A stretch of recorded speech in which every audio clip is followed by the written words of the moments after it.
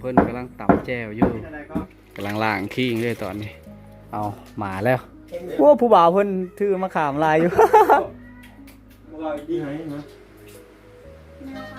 เขากำลังกินอิ่มเบิดทุกคนเลยทุกคนกินเจ้ากินเจ้า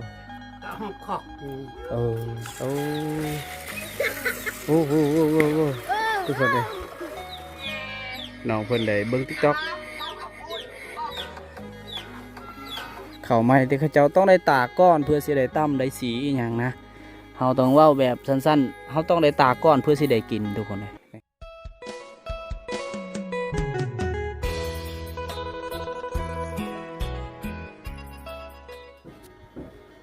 เอาสบายดีทุกคนสบายดียามตอนเช้าทุกคนเลยและกาสบายดีพ่อแม่พี่น้องทุกคนเด้อที่เข้ามาติดตามและรับชมวิดีโอบาวเคทุกคนเลยนะก็คือว่าวิดีโอนี้บาวเคกามาอยู่ที่หมู่บ้านทุกคนเลยและการจะ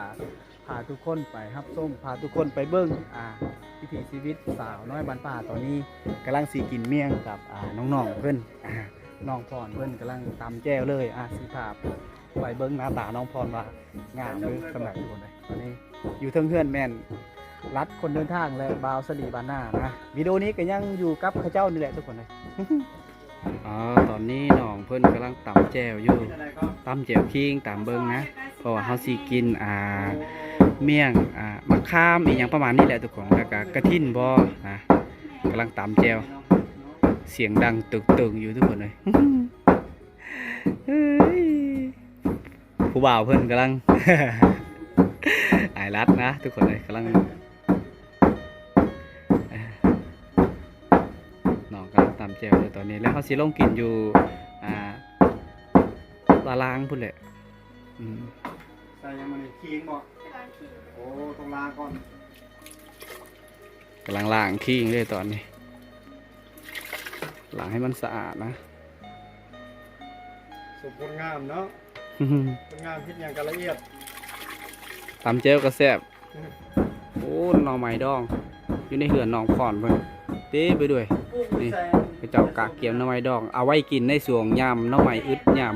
บ่มีหน่อไม้ล่ะเขาเจ้าจะเอามากินนี่แหละให้ทุกคนเลยอยู่เทิงเพื่อนแม่นน้องพรเพิ่นกำลังตำแจ่วอันนี้แม่นบ่าวสลีบานาถ้าเป็นส้มสบายดีใส่มาครับ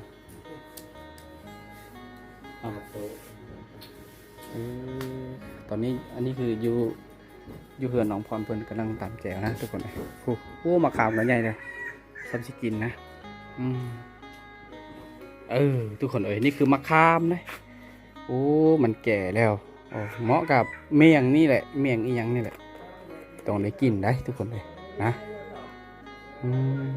ยังอีก1 เดือน 2 เดือนก็มันจะสุกในมันก็อาจจะแก่นะมันจะหอนฤดูหนาวฟิงไฟไปน้ำแล้วก็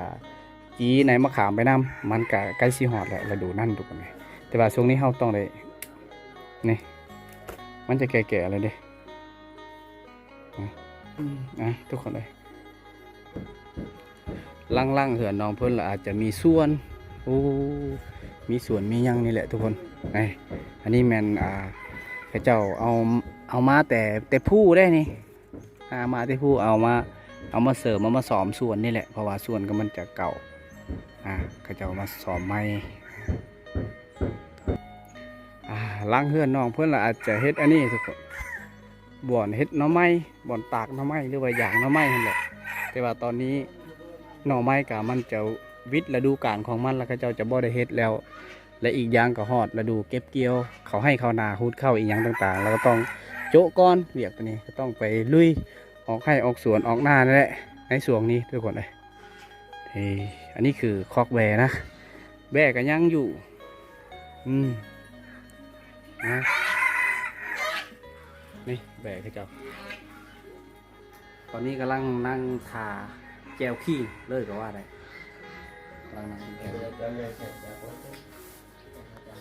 เอาหมาแล้วบอกว่านี่เปื่อนต้องได้กวาดก่อนอย่าเผาน้องคนเอามาแจวครบสุดแล้วตอนนี้ก็เอาไม่ปล่อยมันยังมากวาดเท่านั้นโอ้ผู้บ่าวเพิ่นถือมาขามลายอยู่ชมน้ำกั้นพี่น้องเย็ดโอเค โคตรสมเลยเลยต้องจะกินนี่เบิ้งไม่เมนูอ่ะ โอ้อีหยังมีหยังเนี่ย เมนู โอ้แก้วคิงแล้วก็อ่าอิหยังบ่หน่อไม้ส้มแล้วก็เกลือแป้งนัวโอ้โหโคตรสุดยอดเลยน้องเพิ่นเฮ็ดให้ทุกคนเลย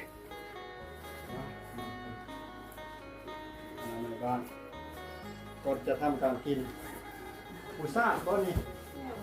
ปูก็มาไหนมาได้น้องพ่อไปที่นี่นะ น้องเพิ่นได้ปูสาดเรียบร้อยตอนนี้ มาเฮาก็บ่กินได้นางเผาอยู่ดีแหละ น้อง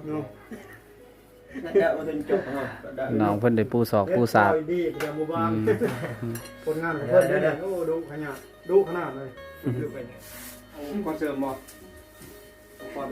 สิร์ตเอาได้สำรองเอาเพิ่นสิมันสิสร้างหยังสร้างมือถือเพิ่นบ่ ที่พาแล้วขับมาที่แกวตัว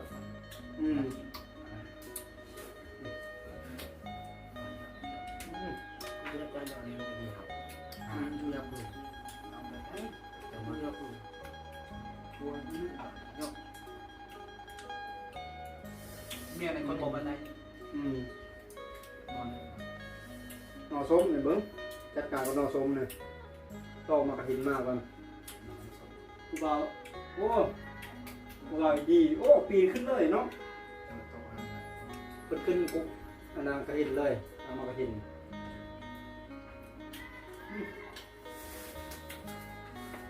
เดี๋ยวไปเบิ้งเก็บมากระถินแล้วกัน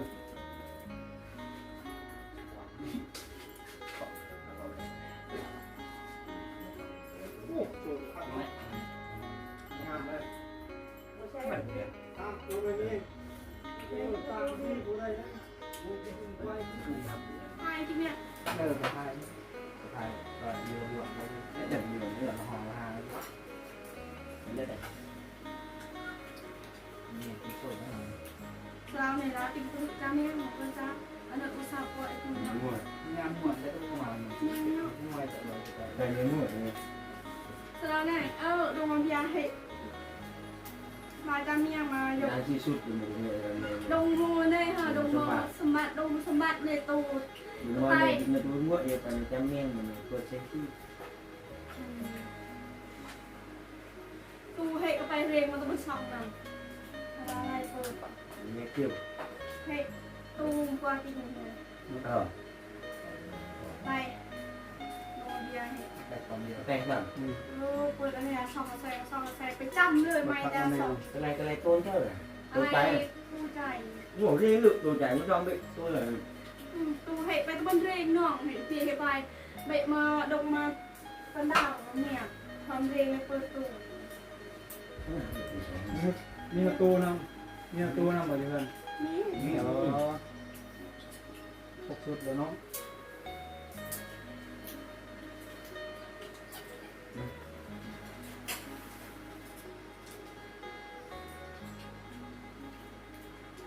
เห็นเลยป้าจำยัง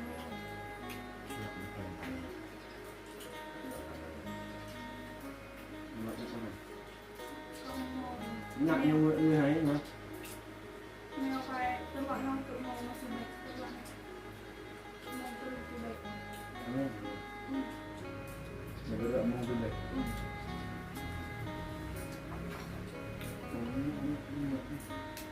มันเป็นยัง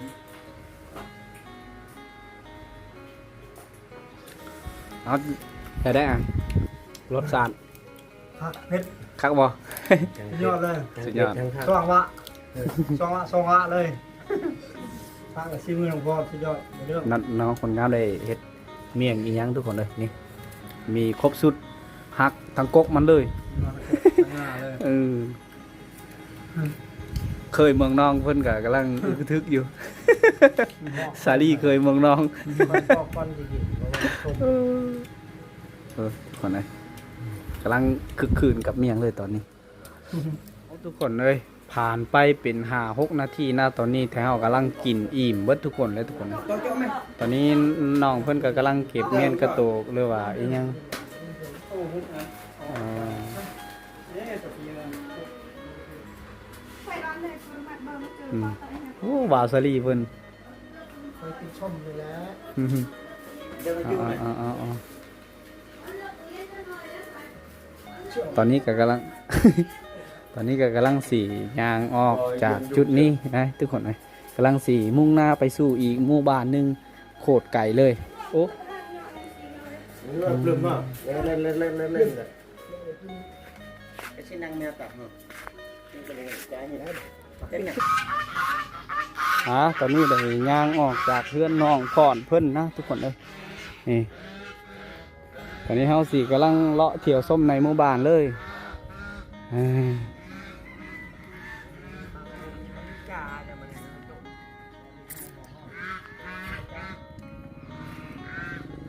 โอ้กกมังคุงแล้วก็เป็นกกที่ใหญ่สุดอยู่ในหมู่บ้านเลยก็ว่าได้นี่สูงเลยอาจจะฮอด3 เมตรพุ่นทุกคนเลยนะสัตว์เลี้ยงของกระเจ้าแวกห่านนะตัวห่าน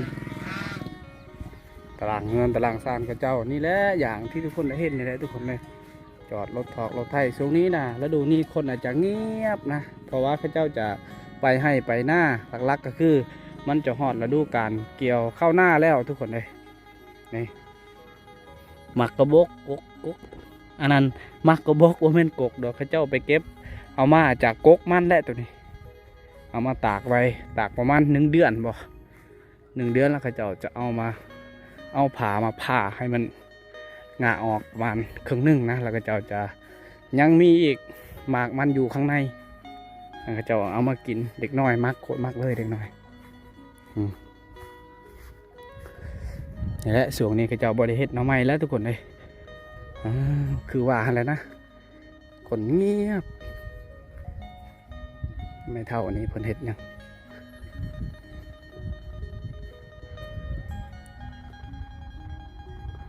เจ้ากินใจ ต่อบัตร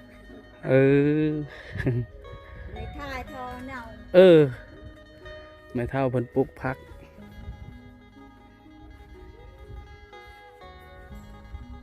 เจอมีที่เปล่ากินใจ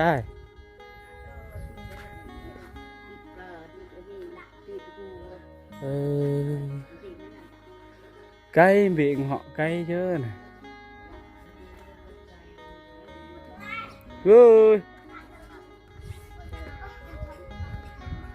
พอเท่าเพิ่นก็กำลังจักตอกบ่อีหยังเล่าตอกพอเท่าเพิ่นฮู้หนวกเขาบ่ได้ถามเจ้ากินเจ้า ห้องขอก เพิ่นเฮ็ดหอบอันนั้นครึ่งนะครึ่งที่กระเจ้าครึ่งห้ำนี่แหละเพิ่นเฮ็ดอันนี้ขอบมันนะเพิ่นกระเจ้าได้เฮ็ดเอา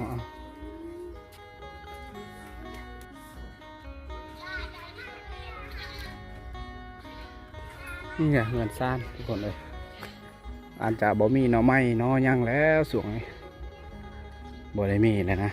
มันจะวิทย์ฤดูกาลของมันโอ้เสียงเพลงทางพุ่นตึมๆอยู่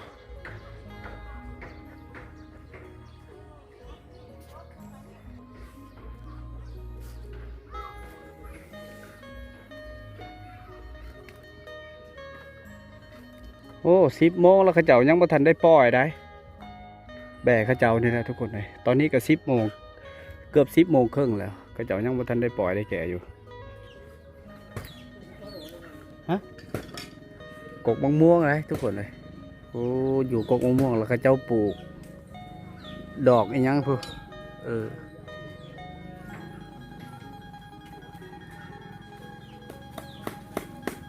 โอ้ก็สูงอยู่ได้ประมาณ15 เมตรได้ทุกคนเลยแล้วดูนี่มันก็จะวิทย์หญ้ามันเรามันก็จะบ่ได้เป็นหมากเป็นอย่างนะทุกคนถ้าว่าเราดูซ้ำสิกินโอ้นี่ก็เฮาต้องได้เห็นนะนี่เลยก็บ่ได้ผ่านสายตาคือกันทุกคนเลยในช่วงนี้นะหมากกระบกมันเป็นกำลังฮิตเลยคือเจ้ากำลังตากไว้เลยตอนนี้ยังอีกหลายเดือนเพื่อสิได้กินนะสัญญาณเร่งน้องสาวคนนั่งดินโทรศัพท์อยู่จุดนี้แหละโอ้โดนยีติ๊กต็อก มันตัวบ่เฟดโอ้โหเอาเอ้ย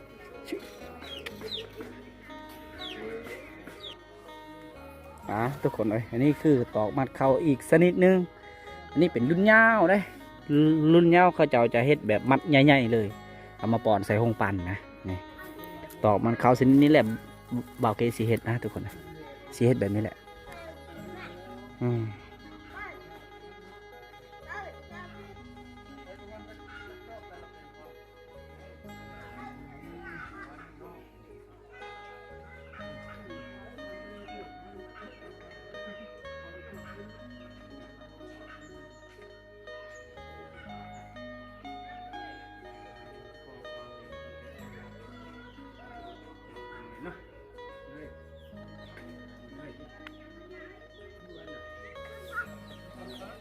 เดือดตาเท่ากันช่าง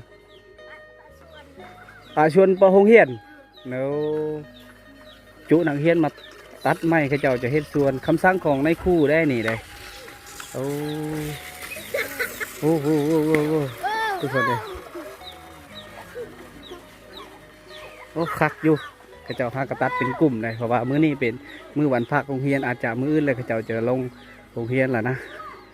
มันปกติเบี่ยงในคู่ก็ต้องแบบนี้นะทุกคนเลยคือบ่าวเคสตอนยังน้อยกับแบบนี้แหละนะเฮ็ดอีกอย่างนั้นนี่ไปแล้วทางพุ่นแล้วเขาจะไปเอาไปเก็บเมียนเหือนไผ่เหือนมั่นได้ตามเบิ้งปรับมีกองไว้เดินเริ่มมีโทรโปรโอเค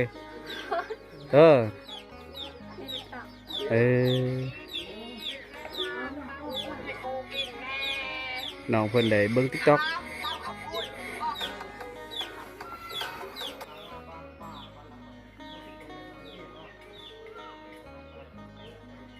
ได้แล้วได้เวลาเอ้ยเราเป็นไผ่ได้เป็นไผ่ยุบานได้โลกขาดหลังจะคอยเราเป็นเรื่องต่อครับดูไปเราเองกำลังขี่มอเตอร์ไซค์ออกจากหมู่บ้านเลยมอแรกเลยไหนBeli gersok sen lahap. Di Sumatera Barat. กำลังออกจากหมู่บ้านเลยตอนนี้แห้งสิเป็นยัง นอนตลุก บ่นะ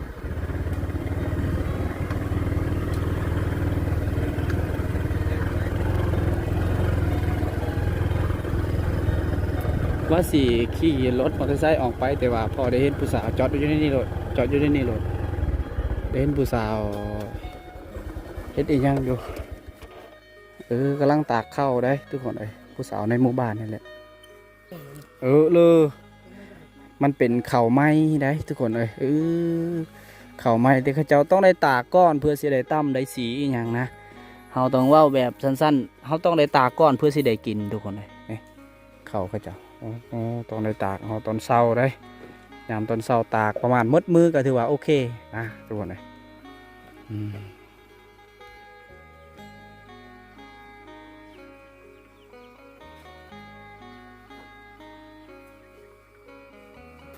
เอาอย่างก่อนนะโอ้นี่คือสวนหัวสวนเขาเจ้าโอ้เขาเจ้าเฮ็ดคักได้ทุกคนเลย2-3 ปีแล้วมันยังบ่ได้เปเพนะ